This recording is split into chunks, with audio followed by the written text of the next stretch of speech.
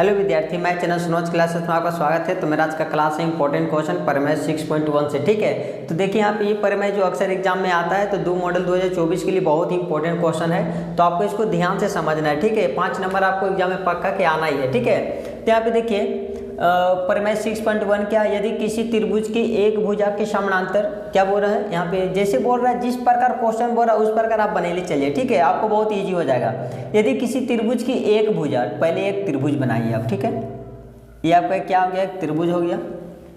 यदि किसी त्रिभुज की एक भुजा के समानांतर, इसमें तीन, एक त्रिभुज है, त्रिभुज में 3 भुजा होता है, तो जिसमें से एक भुजा के आप समानांतर ले लीजिए, या तो इसके समानांतर ये खींच लीजिए। अगर ये खींच लिए समानांतर तो हो गया, लेकिन इसमें थोड़ा सा बनाने में आपको दिक्कत होगा। ठीक है, तो आप समानांतर थोड़ा सा सीधा बनाइए ताकि बनाने में आपको कोई तरह दिक्कत ना है। इसका हम समानांतर एक ले लिए। ठीक है, ये क्या, एक समानांतर रेखा ले लिए।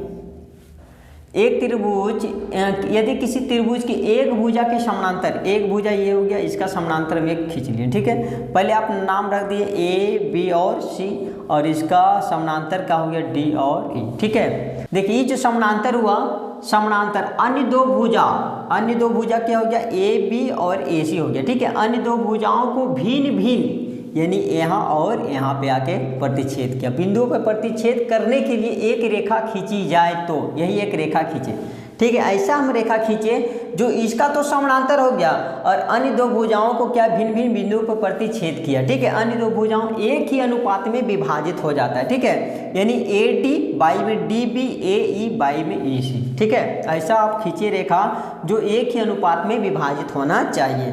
तो पहले आप क्या कीजिए, यहाँ पर लिखिए कि दिया है, स्टेटमेंट में दिया है त्रिभुज ए बी सी एक क्या है, त्रिभुज है जो DE के समानांतर, DE के समानांतर क्या है, BC है। ठीक है, BC है दिया है, इसको मान लीजिएगा आप, लेट दें। ठीक है, माना कि ABC एक त्रिभुज है, हम अपने खुद से माने PQR, आप भी आप मान सकते हैं। ठीक है, ये दिया नहीं था कि ABC एक ही त्रिभुज है, हम मान सकते थे PQR, M और N भी मान सकते थे, कुछ भी आप ले सकते हैं। इसीलिए कि माना कि ABC एक त्रिभुज है जिसमें DE के समानांतर BC है, तो सिद्ध कीजिए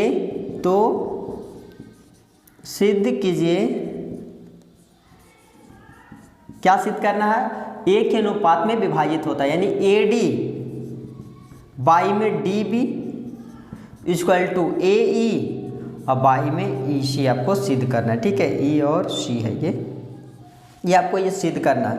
आज ये रचना से लिखिए, यहाँ पे रचना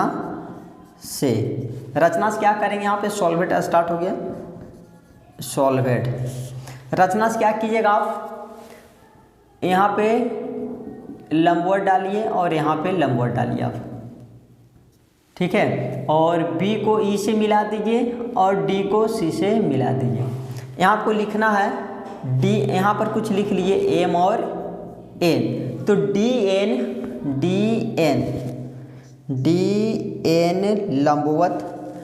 लंबवत किस पे है, AE पर नहीं, पूरा A से C तक है। ठीक है, DN लंबवत AC पर और EM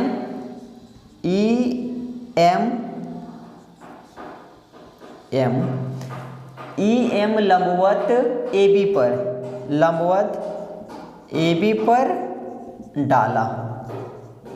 ठीक है, यहाँ पे लंबवत डालते हैं।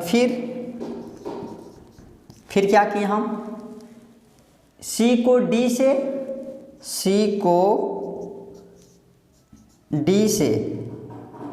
और B को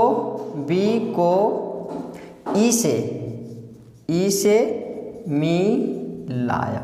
ठीक है, यहाँ तक आपको कोई तरह दिक्कत नहीं हो रहा होगा।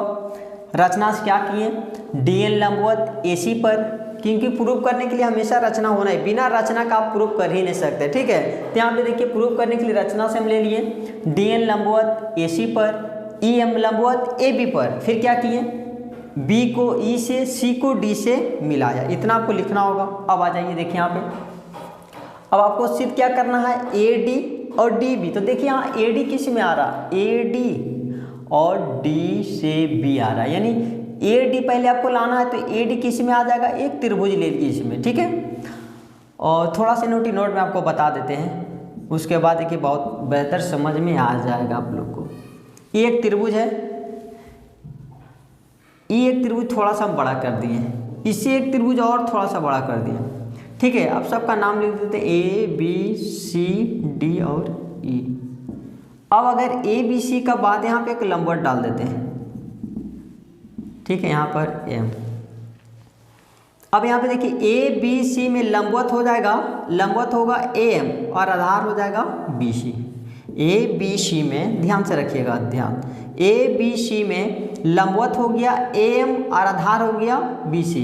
अगर हम बोलेंगे लंब एक त्रिभुज ए सी डी में, त्रिभुज इस प्रकार बन रहा है, त्रिभुज ए सी डी में। अब बताइए यहाँ से क्या लंबवत बन पाए? लंबवत तो यही होगा, ठीक है, लंबवत नहीं एकदम सीधा स्ट्रेट। इसमें क्या कभी सीधा हो पाएगा? जब भी खींचेंगे तो तिरछा ही खींचा जाएगा, तो ये लंबवत हो गया, ठीक है। लेकिन बेस वही होगा, त्रिभुज ए सी डी में लंब कौन कहला जाएगा? ए एम और आधार कहला जाएगा सी एम, ठीक है, इतना ध्यान रखिएगा। या फिर ए डी ई में आधार हो जाएगा डी ई और लंबवत हो जाएगा ए एम, ठीक है। तो त्रिभुज आ जाइए एरिया से, त्रिभुज के क्षेत्रफल से बनाते हैं। एरिया त्रिभुज A D E equal to क्या होता है? त्रिभुज का क्षेत्रफल क्या होता है? Half into base into height. अगर हमको हाइट दिया रहेगा तो हाफ इंटू बेस से बैठाइए, half into base into height. अनुपाती में लाना है, इसीलिए फिर ले लीजिए एरिया, फिर ये वाला लिए थे ना, त्रिभुज कौन सा लिए थे? ये वाला लिए। अब त्रिभुज कौन सा लेंगे? त्रिभुज डी ई बी। फिर यहाँ लिखिएगा त्रिभुज डी ई बी, उसका वही होगा half into base into height. अब यहाँ पे देखिए एरिया त्रिभुज ए डी ई 1/2। अब यहाँ पे देखिए त्रिभुज किसमें? ए डी ई में बेस 2 को पता चल रहा है, ठीक है। अगर हाइट 2 को है तो बेस को भी 2 को होगा। अब अगर आप लेते हैं ये वाला बेस, अगर आप लेते हैं बेस ए डी लेना है ना, पहले सिद्ध तो करना आपको ए डी, तो ले लेते हैं हम बेस ए डी। क्या लेते हैं हम? ए और डी। अगर हम ये बेस लेते हैं तो बेस में हाइट कौन आ रहा? 90 डिग्री, तो यहाँ बन रहा, यानी हाइट ये वाला जाएगा ई से एम। अगर हम बेस लेते हैं ए डी तो यहाँ पे ए डी पे 90 डिग्री, तो ये बना रहा है एम, तो एम से ई हो जाएगा आपका हाइट, ई और एम इंटू करके लिखिए ई और एम। अब उसके बाद बट्टा फिर वही चीज़ लिखिए एरिया त्रिभुज D E B equal to 1/2।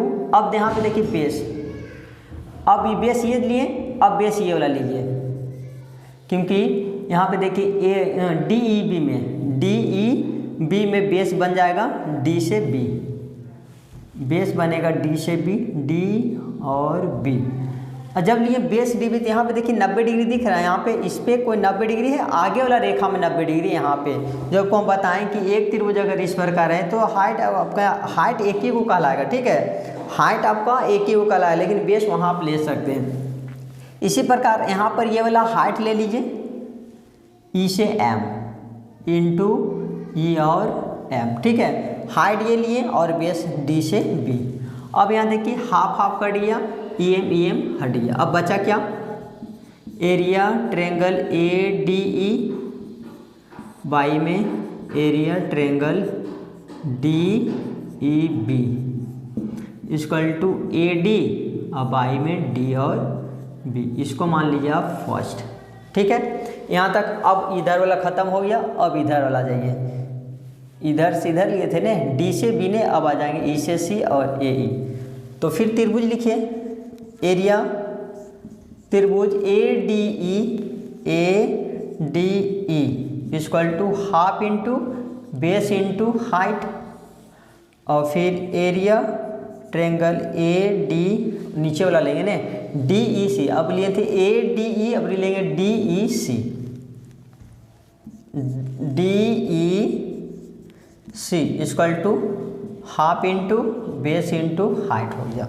अब इसमें देखेंगे बेस और हाइट कौन रखेंगे, ठीक है। तो इससे पहले आप हाफ हाफ काट सकते हैं, यहाँ पे भी area triangle A D E और area triangle D E C equal to, अब यहाँ तक कि बेस कौन बनेगा, बेस बनेगा ए ई, बेस बना ए और ई, बेस बना ए ई, तो हाइट बने क्या 90 डिग्री यहाँ पर, यानी डी एन हाइट बन गया, इंटू में डी और एन।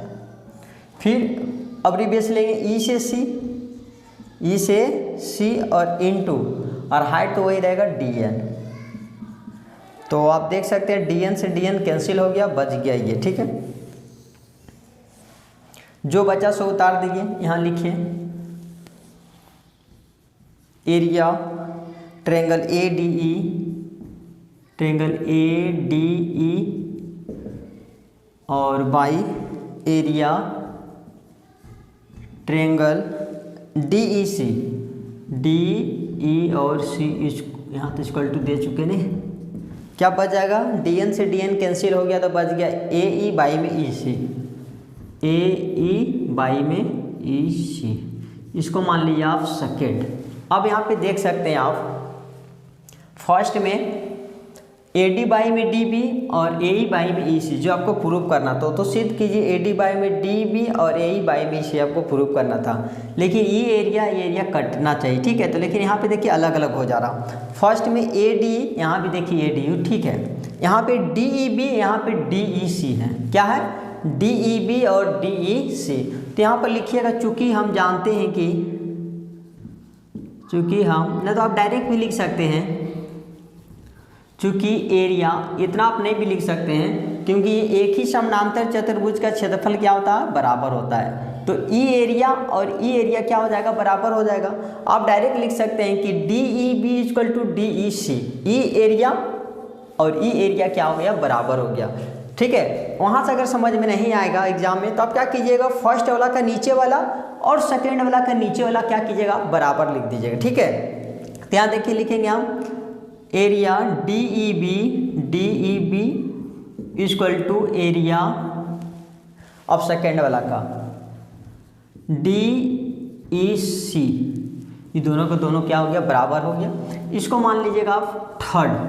अब यहाँ पे क्या लिखिएगा, फर्स्ट सेकेंड एवं थर्ड से, ठीक है, फर्स्ट सेकेंड एवं थर्ड से क्या हो गया, आपका जो दोनों भुजाएं क्या हो गया, समानानुपाती में हो गया। आप लिख सकते हैं ए डी बाई में डी बी, जो फर्स्ट और सेकेंड में था उतार लीजिए, ए डी बाई में D B equal to A E by में ई और सी, ये आपका प्रूफ हो गया, ठीक है। अगर मेरा वीडियो अच्छा लगा तो मेरे चैनल को लाइक सब्सक्राइब, दूसरे को शेयर करें। Thank you.